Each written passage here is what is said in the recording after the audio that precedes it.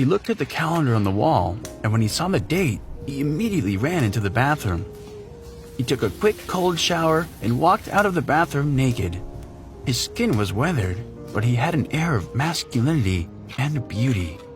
He looked at the clothes messily strewn around his apartment. He chose a beige shirt, a pair of thin linen pants, and the same cheap slip-on shoes he'd been wearing all day. Once he was dressed, Bruno headed straight for the most popular commercial street in South Memphis, leaving the dilapidated area where he lived. As he reached Bar Street, the buzzing atmosphere of the city swept over him. A nightlife of red and green lights and a myriad of scents already filled the air. There were women wearing colorful skirts all around, but Bruno didn't stop to leer at them like lots of the other young men. Instead, he walked straight into a bar called Rose. The unimposing building didn't look particularly dazzling, but brightly colored rose-shaped lights adorned the sign. Bruno walked up to the bar with familiarity and sat down on a stool. "Stark, you're here!" The young bartender, who wore a black suit and waistcoat, gave Bruno a warm smile and brought him a glass of water. "Georgia's been waiting for you a long time." Bruno smiled at him, took the glass and drank some water. "She isn't mad, right? I got home a little late from work, but I came as quickly as I could." "Nah, she's not angry." Little Zane's round face had a few acne marks that seemed to be laughing along with him. He whispered, "Stark, you need to teach me your secret. There are men all over Memphis interested in our lady boss, but in all these years, I've never seen her so interested in a man. She's asked me if you're here yet at least 5 times already." "Don't read too much into it. Georgia and I don't have as much to discuss as you think," replied Bruno helplessly. Little Zane's expression clearly showed his skepticism. He sighed. Stark, honestly, I don't get you. What man wouldn't stick to you every day if he could be blessed with the company of our boss?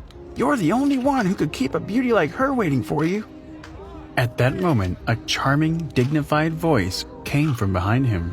"Little Zane, how many more deductions do you think your salary can take?" The bartender looked stunned as if he'd been electrocuted.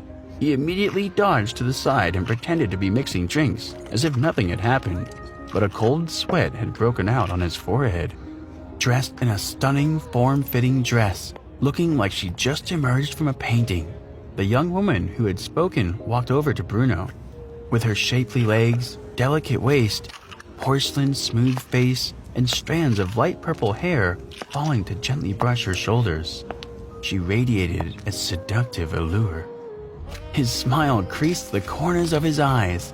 He looked her directly in the face without embarrassment and said sincerely, "Georgia, ma'am, you're so beautiful. Happy birthday." Hearing Bruno's praise, Georgia's face turned slightly red. She bit her plump lip and said, with a hint of self-pity, "What's the use of being pretty? You've only been to see me once. Today's my birthday and you're still late." Facing the coquettish and threatening woman in front of him, Bruno's heart was filled with flames of desire.